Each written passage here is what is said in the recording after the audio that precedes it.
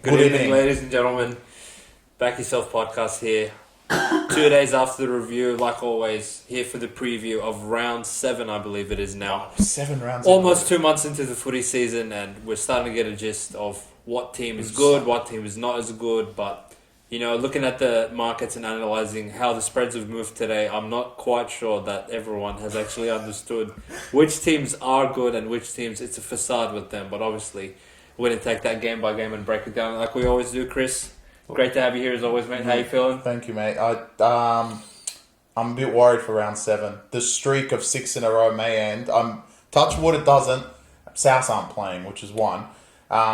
Which is reverse psychology, because for all your Back Yourself premium subscribers, you guys know that we take South every fucking week. We get raped on South every week. But we still get out of there. But now we don't have South, so you got to think of it that way. But really overall, without South, it's a really difficult round, I must say, to analyse. Personally, I believe this is the most difficult round to handicap of the season. There has been at least one game per round where I look at the spread and I laugh, and I'm like, okay, I know win, lose or draw, we are on like an amazing bet here, and generally, like, we give out more units on those bets compared to the other ones, and those ones have been getting up consistently, and I think that's why we've done so great on the NRL so far this season. But, you know, danger signs, I would say there's no game that jumps at me straight when I look at the slate of like, oh, what the hell is that team doing as plus X or minus X? It should be like double that or something. I do see it in a few of these games. I just... pulling the trigger. I'm a little bit worried because it's so ridiculous. That makes one of us, because I actually think most of the things are pretty bang on. Let's take it game by game like we always do, mate. And we got arguably the game of the round to start us off on Thursday night. The Roosters hosting the Melbourne Storm, which come to town. Again, not much happening teamless wise today. Normally there's some player movement. Some players are dropped. Some players are rotated around. But in terms of players that are important enough to move a point spread, nothing really shook. Well, there's 2. Today. I mean, Nelson's in, which, I mean, like we've mentioned before, putting him in on the lineup is one thing, actually playing on the day. But it's been 3 weeks now. We assume he's going to play. Yeah. And the other thing is Sam Walker doesn't go straight back in, which I thought was a bit interesting from Trent Robinson. Maybe he's being tricky. Maybe he's being tricky. Like I would not be surprised if Sam Walker plays, because it was just a head knock. Yeah. There's no reason that he wouldn't. There's no reason he wouldn't, and Tedesco's probably more valuable to not play because of the head knock. So. No, absolutely. So James Tedesco returns in this one. Connor Watson's still named to play the 6 with Sam Walker on the extended bench. Again, another one of those situations where you're going to have to monitor that through the week. Keep refreshing Twitter, see if there's any breaking news that he's in the lineup or not. And Nelson comes back straight into the starting front row for the Melbourne Storm. Chris, we have a pick'em to start the round, although it is starting to slightly shift towards Melbourne's favour. I'm not sure if that's because Nelson was named or not, or if it's just a bit of love for the Melbourne Storm as far as the markets goes. But tell me which way you're leaning in this one, mate. I'm leaning Melbourne, and that's because of what we've discussed already. If Sam Walker doesn't play, Melbourne should be favourite. Melbourne, with Nelson straight into the lineup, pretty much confirms to me that Bellamy's going to play him on Thursday. And Melbourne are as full strength as you will ever see. For once, they actually don't have one injury across the team. Of value. They obviously have injuries elsewhere, but across the main 17, they don't have an injury. And Melbourne, on the other side of things, they're playing Connor Watson and Dr. Clay's on the bench, so I've seen it all. I think he's good. No, he's not. There is 2 things to see. Roosters got a win against Knights. I would say it's an impressive win because they didn't have anyone. Melbourne, on the other hand, got a not-so-comprehensive win against Dogs. They kind of just got the job done, like we mentioned in the review as well, of that game. But for the preview of this, I think this is a good spot for Melbourne and a good spot for the Roosters, both to prove that they're both premiership contenders. At the moment, I'm very on the fence, but if Sam Walker doesn't play, there's no fence. The fence will collapse and will definitely go to the Melbourne Storm. I just don't see the Roosters having it all there, and Melbourne really revving up for this game after their disappointing performance against Dogs. And really, they haven't had a really good performance since round 1. Every single game has been nip and tuck. You could say the Knights game they played good with no one, but the Warriors, the Warriors one they probably didn't deserve. Dogs, they didn't play great. What was their game in the middle? Broncos. again, they didn't play great because Broncos were under strength. If Haas and Walsh and all that played, they probably would have lost that game. So since round 1, where they kept Penrith to 0, they haven't actually played that great against anyone. So in that light, I'm a bit weary of betting against Melbourne because if they do string it together, they're going to smoke these Roosters. Wow, okay. I actually am very leaning Melbourne on this one. Obviously, Sam Walker will throw a spanner in the works because Roosters will essentially be full strength as well, and this is correctly priced at Pick'em. But at this moment in time, if Sam Walker is going to be named 22 and going to be cut tomorrow, I think this is all Melbourne, and they'll get the job done in Sydney. So you lean towards taking them at the price of Pick'em? Yes, I would. Would you put a minus? I would put him...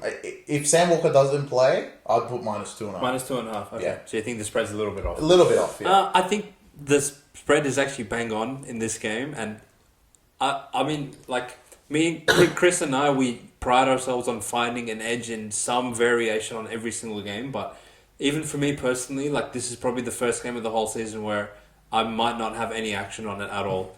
When I see Pick'em, when I see the lineups, when I see the situational spot... there's not really a team I lean towards either way. I would be a little bit wary of taking Melbourne because, sometimes you can get away with not playing great and getting a win, but when you show repeatedly 3-4 weeks in a row that you haven't been performing great, I believe the rugby league gods eventually will catch up in you in that way, where all these wins that should be losses but turn into wins will actually sway the other way. And if Melbourne don't actually start playing to their potential, they will start losing some of these games up against a higher caliber opponent, which I would put the Roosters in that category of a team. Roosters, I do believe that they will play Melbourne well. Matchup wise, these two teams normally go down to the wire, even though Melbourne have been massacring them across the last couple of seasons. Obviously, they played the grand final in 2018, I want to say, and ever since then, there's been a little bit of a rivalry going. But in this particular instance, I would probably, gun to my head, I would take the Roosters because where Melbourne have actually impressed me the most has been their outside backs and their ability to generate meters to the middle of the field and be a big problem in terms of, you have Warbrick on the one side, you have Coates on the other side, and any kick within their vicinity, they've just been able to score on those.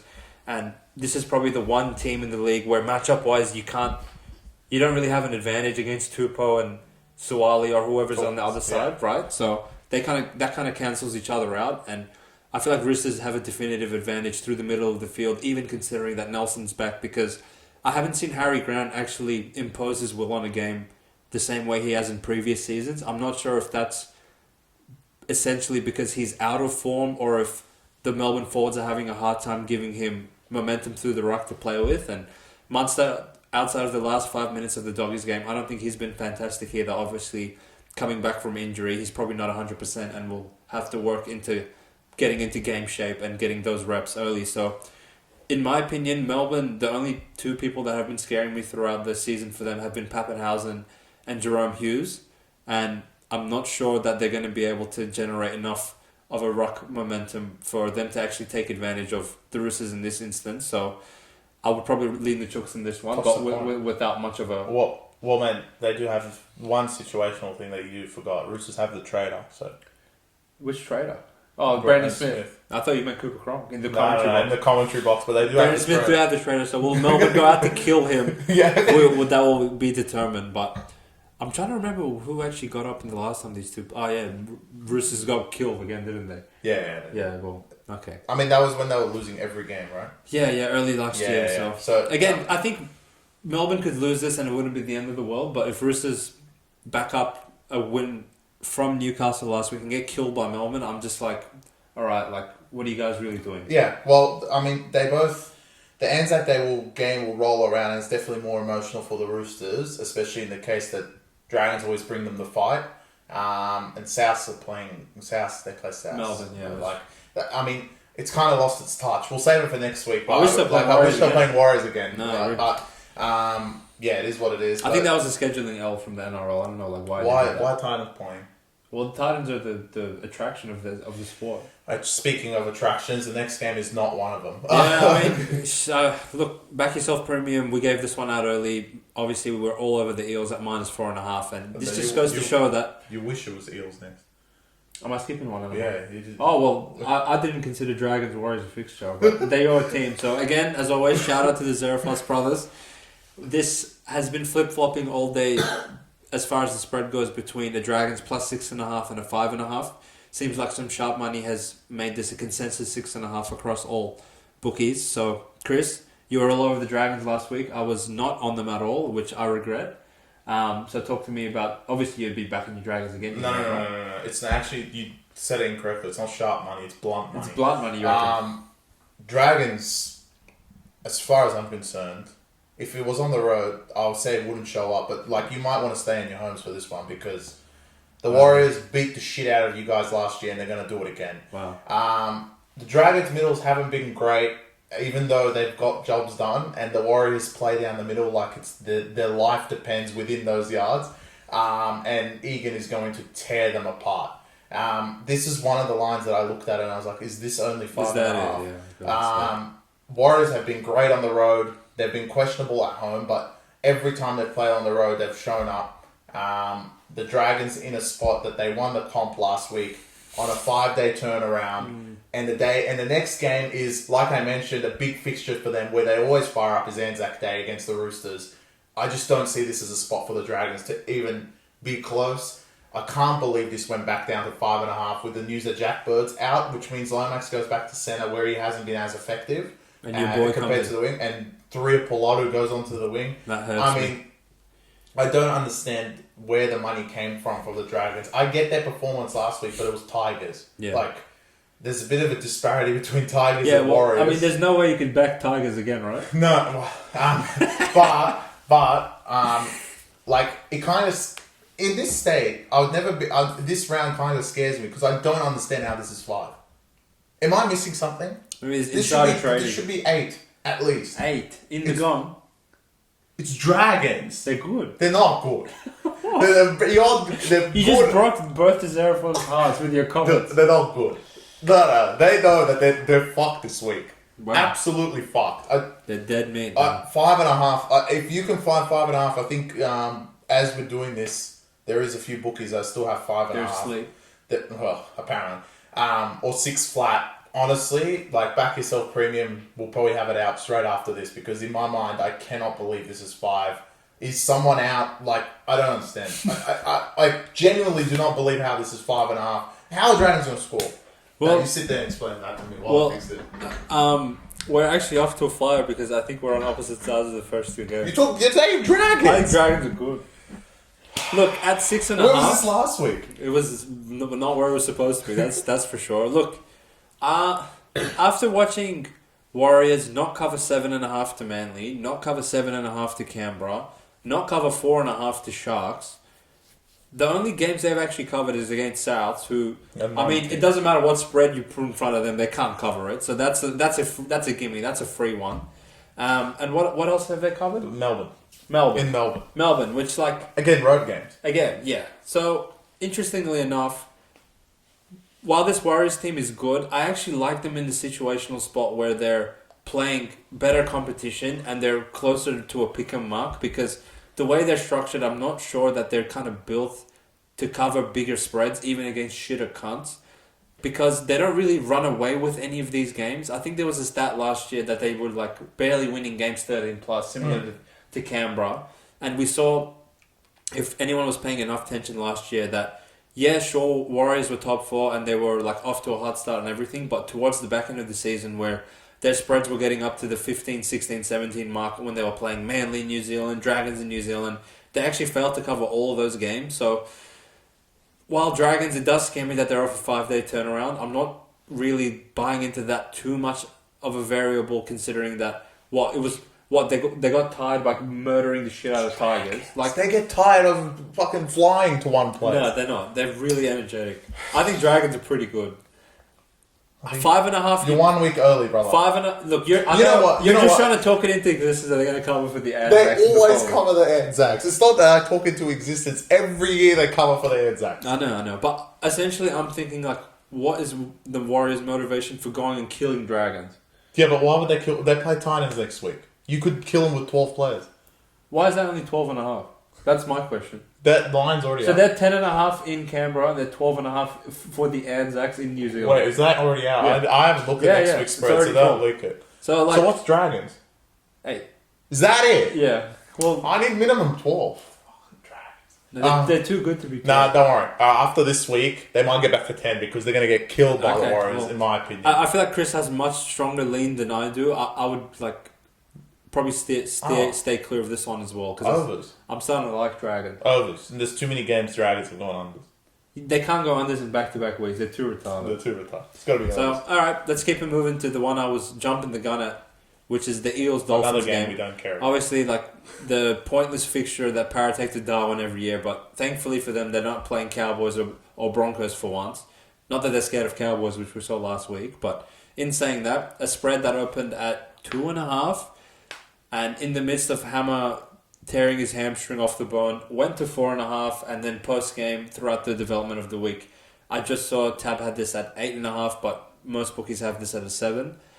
Chris, talk to me. Do you feel like the line movement so far has been justified, and do you think that you would still lean towards Eels at the minus 8.5 if that's what it closes? Why is this not 12? I don't get it. I mean, Dolphins are garbage.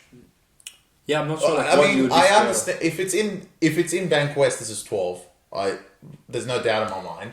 I understand it's in Darwin. Para are typically really bad in Darwin, but they always seem to play Broncos, and this time they've got to escape with Dolphins. I'm kind of worried about the spread at 8 when Parramatta really just need to go there and get the job done. Just get a win. And it might be one of those games that Dolphins just... the Dolphins under Wayne Bennett just are always in the game, and they always just try. And, it's actually Jesse Bromwich's 300th NRL game as well. So is that it? He seems to be playing forever, but, they're all going to fire up for him, even if they are without any talent. Look, Dolphins, if you look at their squad right now, without Flegler, Farnworth, and Hammer time, it is dreadful. And Parramatta are basically full strength outside of Mitch Moses, like they've been the last couple of weeks. They put a good performance against Cowboys, showed what they can do through the middle, and Flegler was kind of rumoured if he was going to come back, and they really needed him this week. He's finished. But the Parramatta pack, as per usual, are going to roll through them. Humidity will be there. Is Kafusi out as well? I think Kafusi's out. And Gilbert's out. Yeah. So that's essentially their 5 best players. Yeah, exactly. So the top 5 players are all out. I don't know about Nicarima either. He was named, but Wayne kind of was a little bit sneaky because he's got O'Sullivan on the interchange bench. So maybe he's not fit. But I actually think O'Sullivan's actually a plus for the Dolphins. I agree. If I was putting the spread, let's put it in the middle. Let's go 10 because it's in Darwin. Which would mean all you guys watching, why aren't we taking minus 8? I'm kind of fearful. It's kind of like the Warriors line. Why is it so short? As far as I'm concerned, I don't know. Dolphins may get 6-12. I don't even know how many points they're going to get. But Para put 30 on them.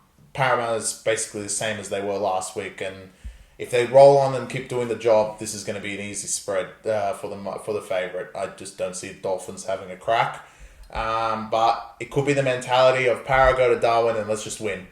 Because they have a big one next week, which they know Manly is going to fire up for after Para already beat them. So it's going to be a lot more difficult at Brookvale. So Parramatta might just go there and win by 4. It's kind of up in the air, like most of these games this round. Yeah, I actually wouldn't be running to the board to take the minus 8.5. Not that I would take the plus either, don't get me wrong. I don't think there's an amount of points that I would be interested in until it gets to maybe 12, 14. But I think the value is definitely on the Eels at minus 4, but the jury's kind of out already. And I think 8 is a fair spread. Again, coming off a good win at Bank West, it is still the same team, as Chris mentioned, that got molested by Canberra and lost to Tigers. So that's not a team I'm going to be running to the board to be laying double-digit lines with. Because not at home either. No. Essentially, yeah. So, long-term, if you're going to look at it over the course of a season, you only want to be laying those double-digit lines with actual high-quality teams that can put teams to the Zord and execute at a high level. And I'm not sure that Para is going to be that hyped to be doing that in Darwin, knowing that they have a huge look-ahead spot to play Manly again the following week in Brookvale. So while I give Dolphins close to zero chance of actually winning this game outright, as far as the spread goes, still lean para, but that's the beauty of being on the bracket. Well, actually, yeah, I already know what we're going to send out. Like, we already sent out para. Oh, we didn't send it out, man. We didn't. No.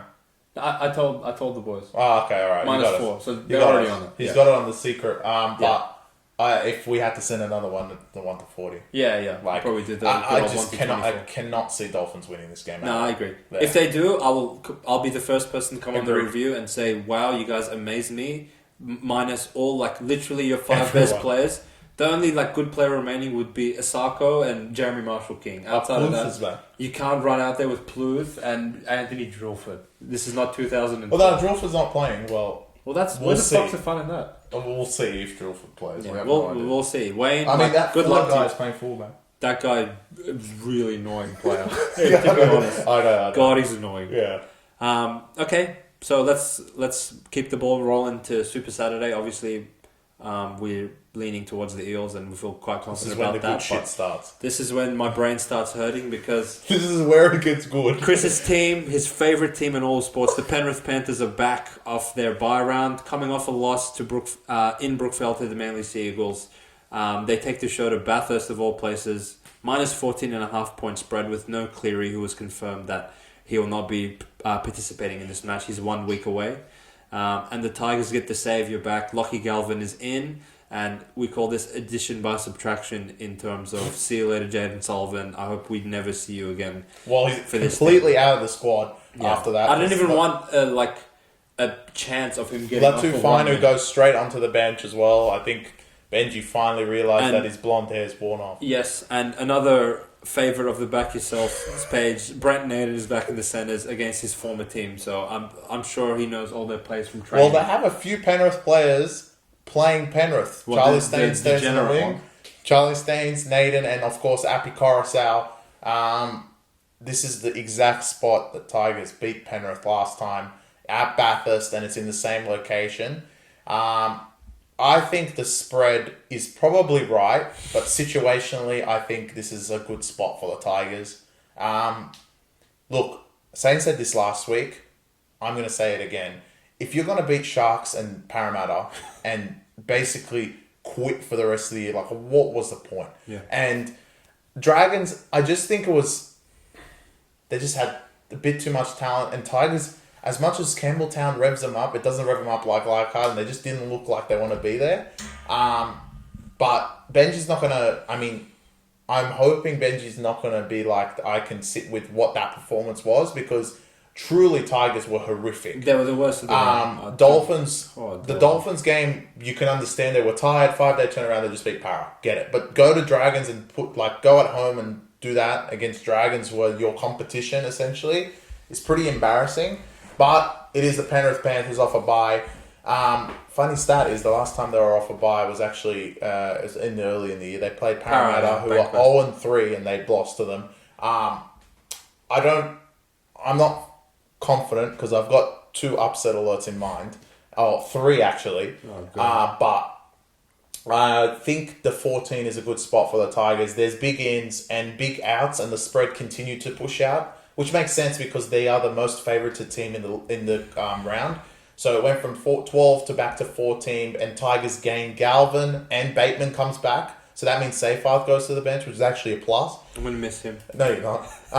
And Naden, one of our fan favourites, comes in. Fotoape's had his chance for the past 6 weeks and been absolutely garbage. So I would agree with putting Naden in against his former team. Penrith are basically full strength outside of Cleary. I don't think this is as easy as everyone says it is to cover 14 without Cleary. They can't physically score that many points, even with Cleary. But it depends. If Tigers show up, if Tigers are just going to play like they did against Dragons, this is going to be a 50. I would formally instruct Tigers to not show up. Okay. But I think this is the massacre of the round. Wow. To play like Penrith in Bathurst, where half of their players are from the country, they're going to get horny, first of all. Second of all, they're off a loss. And third of all, they're off a bye. That is 3 strikes and you're out. And to play that pitifully in front of a Campbelltown stadium that was packed for the first time in 15 years... And to go and get raped by Dragons, like, honestly, Tigers you made me sick in the stomach. But I will still love you for the rest of the season, obviously, because you killed Sharks. But as far as this weekend goes, there's not really much for me to toss up at the people watching this podcast. I'm going to tell Tigers do not show up to the game. Okay, alright. They're upset a lot. So how can you go from not scoring to Dragons to all of a sudden scoring against Penrith? Because you're applying logic to a sport that's illogical. That's your issue. So because last week you didn't believe in Dragons, now all of a sudden, logically, Dragons looks like the right side because Warriors can't score. No. Dragons going to go there and quit. I'm not. It's Dragons. I don't know if I'm just thinking square for once, and that's like kind of concerning me, but Tigers are horrific. I know they are. I completely agree. That's why they're getting 14 points. I thought they were good, but I was. They're really bad. You went 1 week early, mate. Oh, I hope not. I think they can play good and still not cover 14. No, they can play good and They're cover 14. fucking shit. They're good. They can't score. You're going to back Taylor May, who literally got a tattoo here. Yeah. I'm going to draw it on here as well, May. You were playing Eye of the Tiger up front. Yeah, for you. Well, okay. Well, we're business partners. I don't think we're on the one side of each other. I know, that's what I'm telling you. The round's fucked. Power. Yeah, well, we're going to take Dolphins. Yeah, no. Anyway, so look, again, we're on different sides of the slate. Chris is going with the mighty Tigers, his team, and I'm not going with the Tigers again. They hurt me deeply last week. Now, in saying that, I feel like we would be aligned on this game. The Gold Coast Titans, which, fair enough, they're the laughing stock of the NRL, but we've actually been on them the last 2 weeks, and they have made us money. They have covered the spreads. They're good now. Opening the season at -4.5 to Dragons, and then 3 weeks later being +16.5 to Cowboys and +10.5 to Raiders of all teams who can't even score, just shows how much of a swing the bookies have had to adjust for these guys, because they have shockingly been so horrific that their power rating to start the season had them at X, and then there's only like so much you can bring them down on a week-to-week basis, right? Even in round 3 when me and Chris came on and we were talking about them playing Dolphins, only being 2.5, we were like, that's like pretty short, bro. Like, it's fucking Titans. They got killed by dogs, for God's sake. After that game, I think the jury's out on them. They're really bad. Absolutely heartbreaking loss to go down in the dying seconds in Canberra with 4 seconds to go in Golden Point. You walk away with nothing, essentially, but a moral victory. Now they play the Manly Seagulls, who are coming off a draw of all cases, just pointless. And they fly from New Zealand to Gold Coast with a spread of -8.5. Huge inclusions for this one. Jason Saab and Ruben Garrick are back. And also another favourite of the pod, Matt Lodge is back, starting a front row, which, I mean, I cannot wait to turn the TV on and see him, especially if he's wearing headgear. That's going to be really funny. Yeah, and then when Woods holds the in-exchange card for him, it's even funnier, but... In saying that, Chris, a spread of -8.5, is this another one that has you scratching your head or what? I'm going to say this directly to the camera. Oh, God. Is that it? Wow. Look, situationally, Titans are in the right. Because they, trailing from Canberra, which is not too bad, they played much better in that second half, clearly, to come back against Raiders. Again, we were at a wedding, so we've watched the highlights and that's pretty much it. But they must have proved something and changed something around. And I know, shout out, he always shouts us out on the live streams. Clarkie was definitely happy with their second half. So just proving off that, they're much better. Much better. So situationally, this is definitely Titans. Like we mentioned with the Para game, Manly have a bigger game the week after, which they're not going to stand for losing to Para again. And if they do, Parramatta are going to be cheering all the way to beat Manly twice. But... like you mentioned, they're not just big inclusions, they're huge inclusions for Manly. If Jason Saab and Garrick I know will play Saab is a bit, because it's a hamstring, you can't always be 100% that he's in.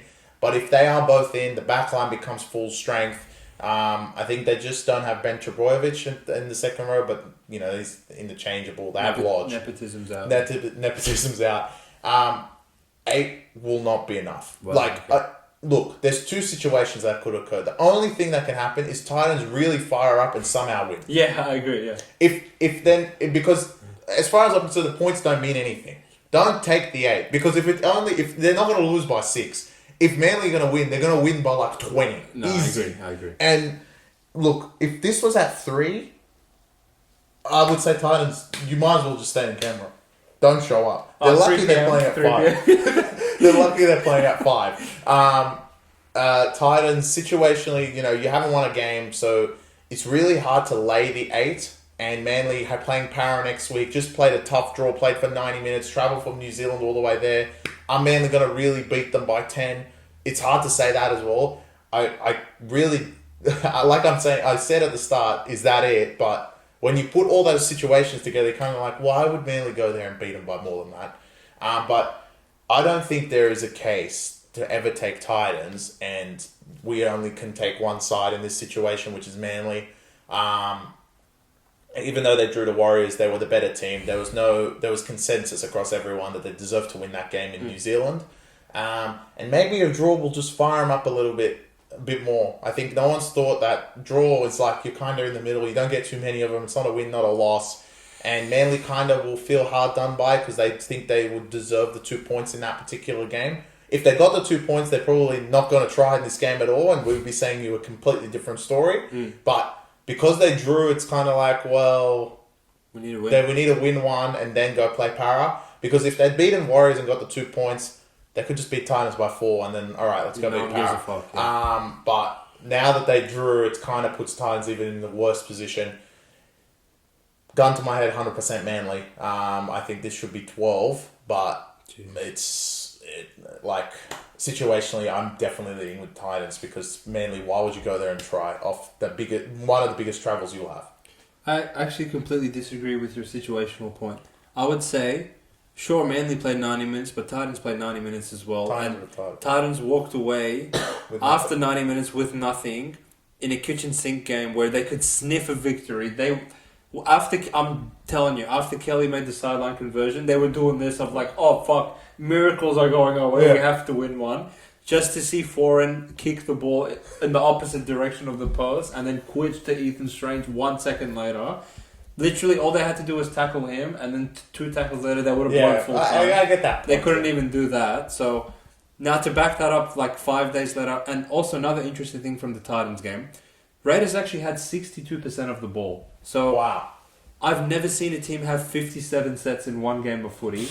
So imagine like how fucking tired these cunts are going to be, on top of the fact that they're quitters at heart. Do I trust Titans with my money to go and try again after essentially having victory snap from the jaws of defeat? Look, I'm not that brave. I would lean Manly. The inclusions that Chris mentioned, sure, Garrick and Saab are not household names. They're not exactly Joey Manu and Latrell Mitchell in the centres, but in terms of the fluency of the Manly attack, they do make a huge difference. And nothing looked more electric than Manly's attack in round 1 against Souths in that 10-minute stretch where they were just scoring tries for fun.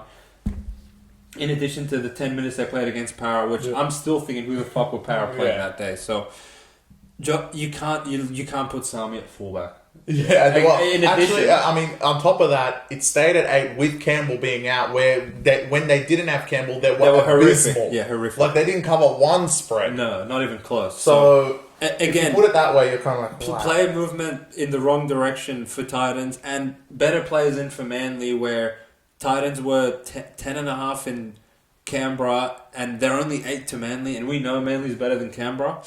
I'm not loving the fact that Manly are coming from New Zealand off a 90-point game and playing Titans, but I'm hating everything happening in the Titans' direction in this one. I would take -8.5 with Manly. I think Titans, they're in for a long afternoon. Yeah, they will like shock and spring a retarded upset on someone soonish, but I don't think they play Cowboys after this. Don't quote me, but I think they play Cowboys again. It's Anzac round. Oh. Yeah, they're dead.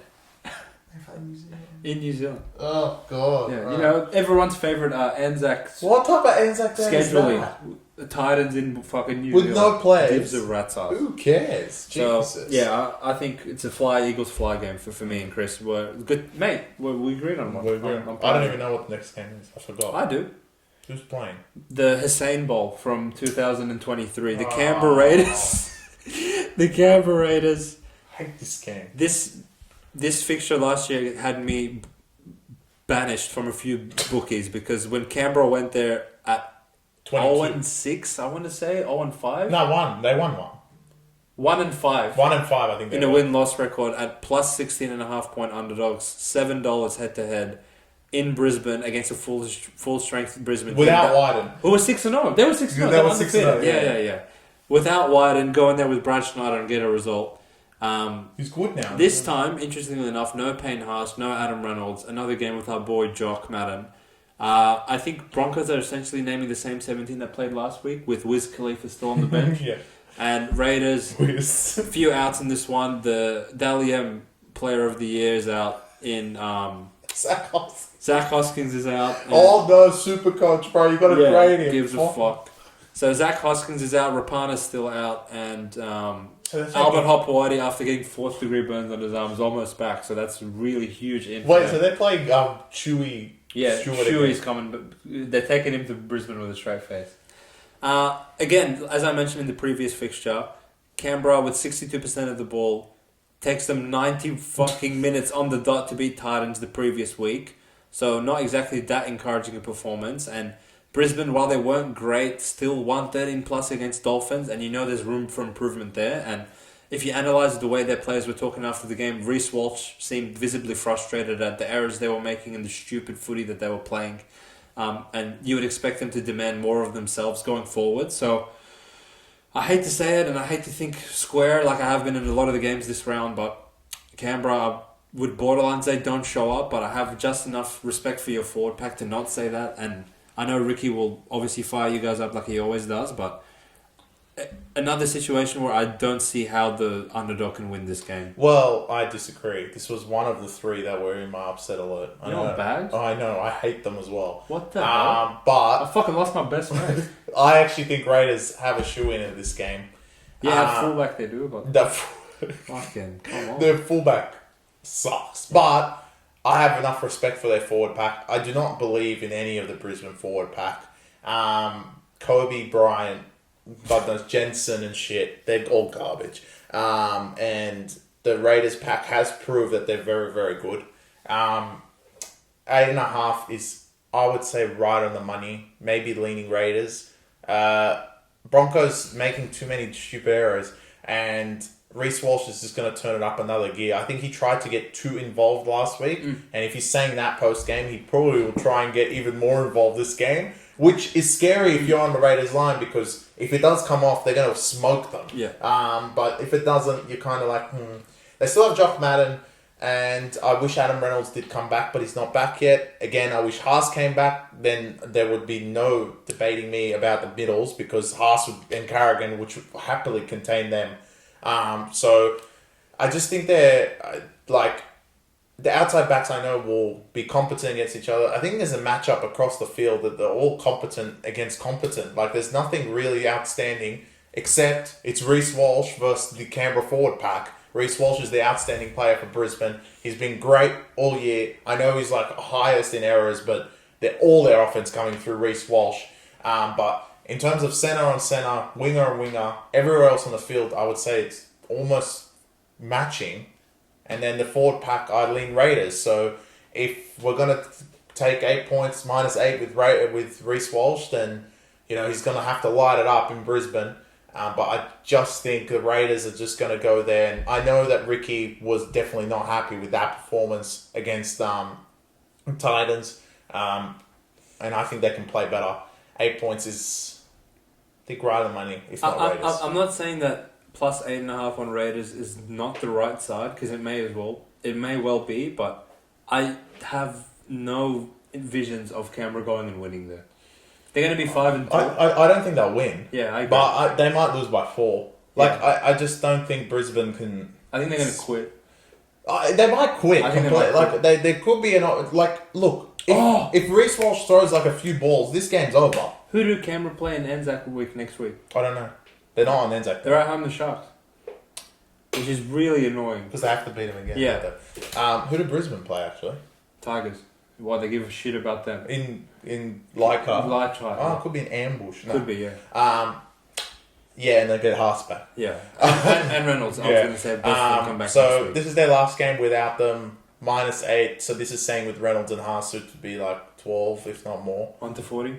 I think this is a game that I can't see Raiders winning, and 1-40 is the right side. No, I agree. Because I think Raiders can lose this game by 4, and everyone will say, okay, Brisbane played good, and Raiders played good. Who cares? Like I said, the shock for me will be if Raiders win this game. Yeah, I agree. If they compete for majority of the game, even lead it at maybe late stages, and lose to a bit of Brisbane magic towards the end and lose by 4 or 6, I think that would probably be what I expect in the end. If you're brave enough to take the points with the Raiders, fair play to you. Don't think it's a bad bet at all. Probably not the sharpest thing, laying -8 with Brisbane, and I'm not lining up to do that either. But again, it seems like a theme of the round that we feel like the spread's bang on for a lot of these games, and we might have to get creative to find value in some of these fixtures. So we'd have to get creative for the next one. Yeah, so the Dogs of War, who I believe are the only team to cover the last 4 games in sequence. Now, apparently everyone adores and loves them. They go from plus 18.5 point underdogs in Melbourne. And now they're essentially picking with Newcastle, the team that beat them 100-6 in a combined 2 fixtures of last season. This opened at Newcastle -4 initially, trended down all the way to 3, 2, 1, and now it's through the key number of 2 and the -1.5 to a pick'em in most spots. So I just want to start ranting, and it's not aimed at dogs. I will get to you guys later. Obviously, we gave you guys credit in the review. Which, you gave them credit. Well, yeah, I gave you guys credit in the review, which I feel was justified. But I mean, what kind of fucking market is this that Knights are -4.5 to Roosters previously the week before, and now they're picking the Dogs. But they are home though. Whereas 2 weeks ago, Roosters were -10.5 to Dogs. Do you not understand? The whole world is scared of dogs. Well, maybe if me and you were more scared of dogs, we would have more money. They've watched 7 rounds of footy to be scared of dogs. They're shaking at the night of dogs. Even I am in a few circles where there's a lot of other sharp punters that I respect their opinions, and they're all jumping all over the dogs at pick'em. I'm not on the early line of +2 or +4. They're taking dogs at pick'em. So I'm looking at myself, questioning, am I on the wrong side here? But this is not so much a play on Newcastle or a play against dogs when we say this, but no, it's play against dogs. It's more of a pricing, we believe, a pricing error of Knights are clearly better than the team that dogs are naming this weekend. So how the hell can this be a pick'em? I don't know. Essentially, you tell me. I need answers, brother.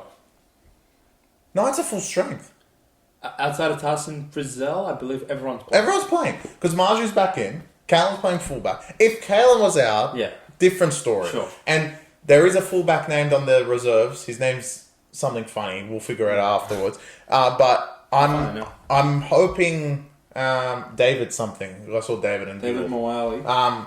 But look, no, Knights are going to win this game. I physically don't understand how this is pick'em.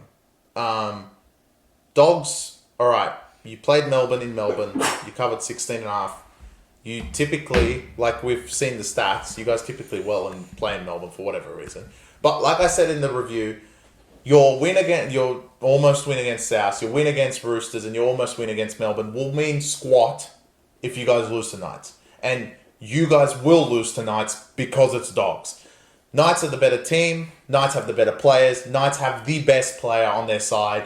There is no argument that Kalen is the best player across both teams. I understand that there's sharp money on dogs, and there's a reason for it because they've played good in the past.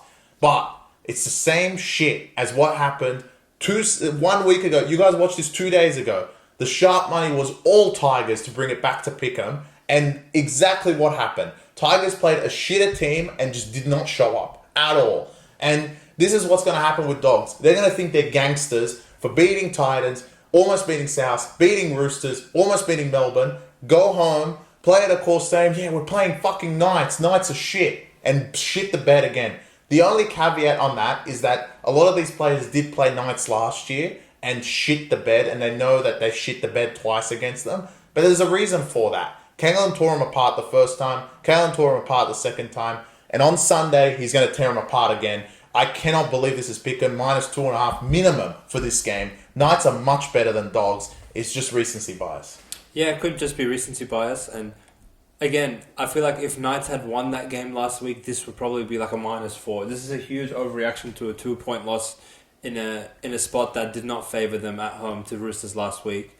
And I don't know, let's say Dogs, they don't score those tries in the second half, they lose by 10. Again, this should probably be 4.5. So I feel like it's a huge... And I actually want to point out something interesting in the Dogs games. There's part of me that does feel bad because I just take away all the credit that I give to you guys. I feel so bad about that. But is there not a part of you that just feels like Roosters and Melbourne both just played garbage against them? Yeah. And South It's not like Dogs beat them into submission. What Titans played gone? No, Titans, I wouldn't even consider they played. Yeah. They were just on the pitch. Melbourne didn't really throw anything at Dogs, but Dogs did well to hold them out, sure. And then elementary, like my fucking mum knows that Addocar's going to get the ball, and Meany's like, oh shit, let me piss spot in on Jerry. Like, wake up to yourself.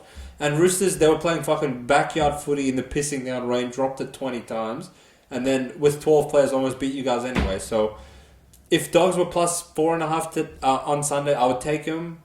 Dogs at Pickham, I probably would take them. Dogs at Pickham, I don't want to piss it. They're playing Knights. I'm not no Knights advocate, alright? I know. We said you never can put Knights -4.5. This week you can. We never said that. Knights are good. No. If Knights were, I promise you, if Knights were 4.5 this week, I'd still take Knights. Wow. Dogs are finished. They're gonna lose. Dogs are gonna get killed. Yeah. Callum 2 p.m. Fuck that. Do you believe that any part of the line being incorporated the way it is people are worried that Kalen either won't play or he will play banged up? Look, this is now the third upset alert for a reason. Because if he doesn't play... You're claiming him? I'm claiming him. Without Kalen, they'll win. They'll win. Because I know he's playing fullback and I physically can't wait. Yeah. Yeah, sure. I can't wait for Sunday. He's going to play guard as well. So... Look, we'll save it for after the next game, but... No, you know what? I have more analysis for Dogs. Where's their lineup? Because Hughes is starting again. Yeah, I know. So, you are putting this forward pack, Pickham, against... Is Karen playing? A team that 10-peated last year. Starting Sam Where's Hughes, Karen? Chris Patolo, kick out, sure, I'll give you guys that one. Salmon again, Curran, who's pretty decent, Bailey Hayward, Farmer Sully... Moran's back. Taft's on the... Yeah, because... Serraldo, you couldn't help himself. No, because he put Tracy to fullback. Which is actually a good thing, because he's actually good. But I would give them... I would give them a nice forward pack the edge. No. Well, I would too, because... No. Also, this is all the public. Because, I mean, we're talking to casuals here, right?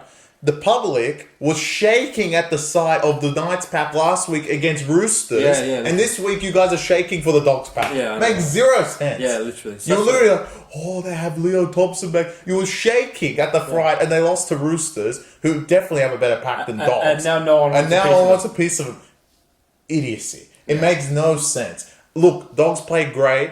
And I can take back all my words in the review after this round is over if Dogs win this game by some miracle, as far as I'm concerned. But Dogs will not win this game. They will lose, and I'll tell you on the podcast, they won 4 games in a row, think they're gangsters, and now the quit season begins because they're going to lose to Knights again.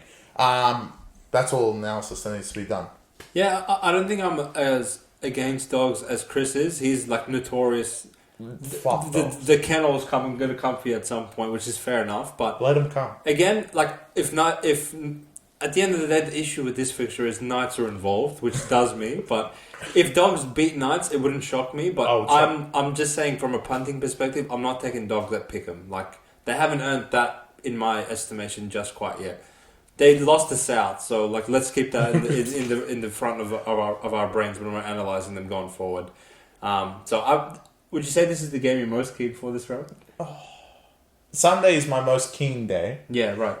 But well, you can. I would say the Roosters game probably most keen. You can elaborate further on why you're keen for Sunday because to end the round we have Chris's favourite team. My favourite fixture. The mighty North Queensland Cowboys go to PointsBet Stadium to take on the Cronulla Sharks, who are a -2.5 point favourite at home. Sione Katoa and Murray Taulagi both out of this one.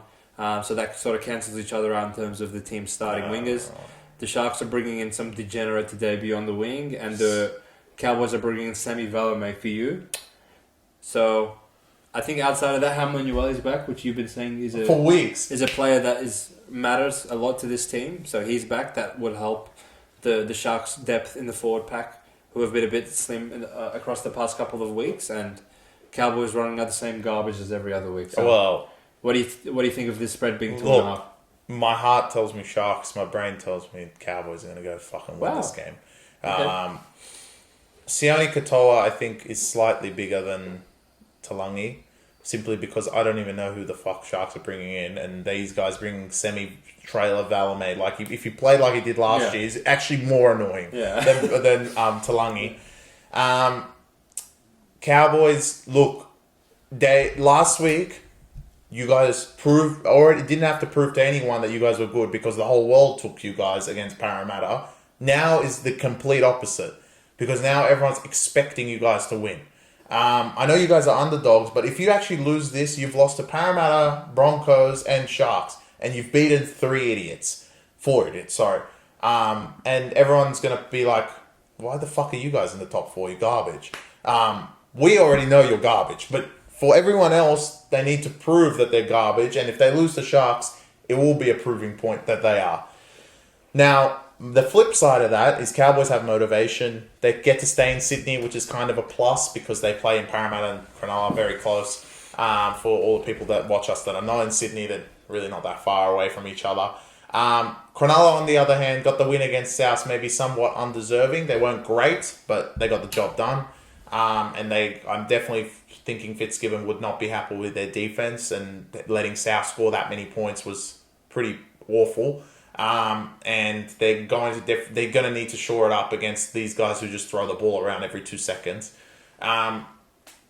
So my heart definitely believes Sharks. I think this will be the nail in the coffin. Well, early coffin, let's say, for the Cowboys. Because at this point, like, you haven't beaten anyone good, and everyone knows that you guys suck ass. And to lose to Sharks for a 3rd time in a row is pretty embarrassing. Last time I points bet, this was an absolute whitewash. Talakai had a game and a half and put 50 on the Cowboys. And then, notoriously, we spoke about it in the review of the whole year. We talked about it. Was 10 times funnier when they let Jack Williams and Hazelton score down the middle of the park on Jason's 250th, which was hilarious. Yeah, comical. So Sharks kind of have that on you. If I had to bet with my brain, I would take the 3.5, 2.5 points, whatever it is right now, with the Cowboys. I just don't think they can just let this game go again. If they are truly that garbage, then I'm thinking to myself, I can't be that good. If I think they're that garbage from the start of the season, and I'm saying to myself, they can't be that good. Guess what, Chris? What? They're that bad. We are that good. We are all over these Cowboys. They're that bad. If I had to bet with my heart, head, shoulder, arm, asshole, houses too. Okay, alright. I honestly was like, I woke up and I looked at the look-ahead headlines and I was like 2.5. Yeah, Cowboys might come good. I was shaking a little bit. I was like, fuck, they're pretty good. And then they got raped by Parra. And then I thought, no. This was after like they got raped by Parra. I already knew they got raped by Parra. That's fine. I was like, yeah, Cowboys, like, they might come good. That's a danger game. And then I thought about it throughout the day. I'm like, why is this 2 points? Well, Raiders were 2 points. Why is this 2 points? Sharks are currently first on the ladder, first of all. True. Cowboys, this is going to be the story of their season, alright? They're going to start hot. They are going to beat the shit cunts, and they are going to lose to the teams that are better than them. And simply put, Sharks are a better team than the Cowboys. They're at home. Cowboys are backing up their first game in New South Wales with another one, so I'm not sure logistically if they're going to stay here the whole week after getting murdered in Para to go to PointsBet and get murdered again, or they're going to go home and then come back and get murdered. But again, I can't put my money on Cowboys only getting 2.5 points, knowing that as soon as Sharks get in their 10 million, they're going to score. I can't do it. Well, look, that the thing, good point, is that we said you would have seen the reel that just came out maybe a couple hours ago, is that you mentioning that once you get to the 10, they literally score. Can you imagine the Sharks? If they get to the 10, it's literally 4 points on the board. Yep. And the Sharks' offense has not really been too terrible in any game outside of the Tigers game. Yeah. Every other game, their offense has looked brilliant as per usual. Essentially, let's break it down, right? They had literally no ball against New Zealand, and the 5 minutes they had possession, They scored 3 tries. The next week, they played someone shit and they killed them. The Dogs, they're not a team. They killed Dogs, that's fine. Probably their least impressive win of the season. Then they got killed by Tigers, which we were all over that one.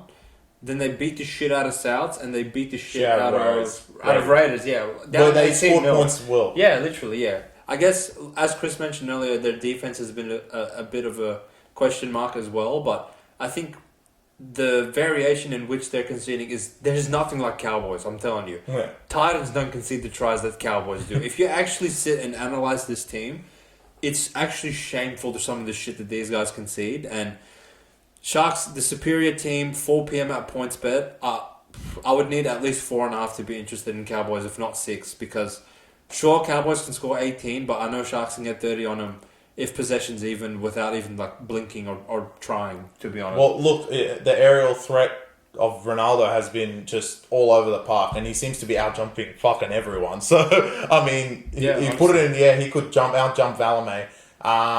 I don't even think Nico had too much of a good game against South, but no, he didn't. He played great against Raiders, which was at PointsBet, so it could be the same result. And Chad Townsend, I don't think the Sharks will ever forget you, little scumbag. Yeah. So they're gonna, and Val, they'll never forget you'll never forget that field goal in the prelim, the semi-final. So there's a few little key parts there, but I want to stay away from this game. I think this, like the Roosters game you were mentioning, I just have no play over. My heart is definitely with the Sharks. I hope Cowboys, I can come back on this podcast and say, I told you guys so, they're fucking garbage. But we'll have to play it on Sunday and see how it goes. I'll be all over the Sharks. I think pricing wise, this fixture they've got this wrong. Sharks need to be at least -4.5 at points, but they're getting no respect in the market. And they're first, so they're doing something right. Yeah. Cowboys. Anytime you've come up against good opposition, you've been like thoroughly outplayed and left a lot to be desired. And there's no reason for me to take you guys at $2.20. Like, is that it? Yeah. Well, fuck's this. Yeah. So again, if you've made it this far with us, you will be rewarded with the best part of the podcast. Chris, please. No, it's your turn. You have to do under duress. I'm doing under duress first. Well, I haven't picked who it is yet. No, you have. I can't put him under duress after picking against them for the entire segment of the match. Wow. Oh shit. What's wrong, sir? Stop. It's alright, we can get the audio from that. No worries. My under duress for the week will be... Could do them. They're garbage. I can't just keep doing Roosters every week. You know what? Fuck this. Melbourne Storm. What? Fucking wake up to yourselves. Wow. You pricks are 4-1. Easily could be 1-4. And sure, you want to consider yourself the comeback kids and score in the last 5 minutes of every game, but you've actually been low-key been playing garbage. The question marks we had of you guys with your forward pack having 4 peasants named in it has been coming to life across the last couple of weeks, and you've been very underwhelming. Agreed. We know you have the best spine in the comp, but only half of it has been playing good. Harry Grant has not been great, and Munster still is coming back into his own form, coming off injury. So honestly, I need to see a good performance out of you guys, and if you're going to win, you need to win in the right fashion, because the performances you guys have been dishing out is not going to cut it against Brisbane, which you only beat them because they had no players, and you beat them by 2 points. And it's obviously not going to cut it against Penrith either, even though, surprisingly enough, that was actually your best performance of the season. So after a postseason last year where you were exposed and you should have been eliminated by the Roosters, and you were set packing by the Penrith Panthers the week after, now comes an opportunity off a long turnaround where you go and play your arch rival, Sydney Roosters. They're a little bit undermanned. You finally have Nelson back. You're full strength. Everyone's good to go. I'm expecting a big performance out of you guys. And honestly, I think you guys should definitely win this game if you play to your potential. My only question is, will you play to your potential? Let's see on Thursday night which Melbourne Storm come to play. Okay, nice under duress. I didn't think of that one. Upset alert. let me just think this through. There's a few teams that you guys would have heard that I've scratched. Roosters doesn't really count. Dragons, I think they're going to die. Same with Dolphins. The next game I'm going to skip. Titans shouldn't even fucking go back to Gold Coast. Yeah. Raiders are a potential, and obviously my head's telling me Cowboys. There's no way I'm taking Dogs. So it's down to 3 teams. Cowboys, if I give them as upset alert and they fuck me over, I'll kill someone. So that's not going to happen. Sound the fucking alarm, man. Alright, let's sound the fucking alarm. This one is going to make world news because there is no one in the world that's going to take him. The Tigers plus 14.5.